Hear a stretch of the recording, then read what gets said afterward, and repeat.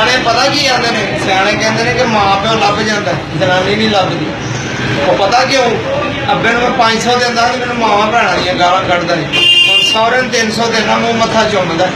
ਅਸਲ ਮਾਂ ਪਿਓ ਹੀ ਸੱਸ ਸਹੁਰਾ ਹੁੰਦਾ ਭਾਈ, ਆਪਣਾ ਮਾਂ ਪਿਓ ਕੀ ਕੁਛ ਨਹੀਂ। ਅੰਮਾ ਕਹਿੰਦੀ 1000 ਰੁਪਈਆ ਦੇ ਮੈਨੂੰ ਦਵਾਈ ਲਿਆਉਣੀ, ਮੈਂ ਕਿਹਾ ਮੇਰੇ ਕੋਲ ਨਹੀਂ ਪੈਸੇ ਆ।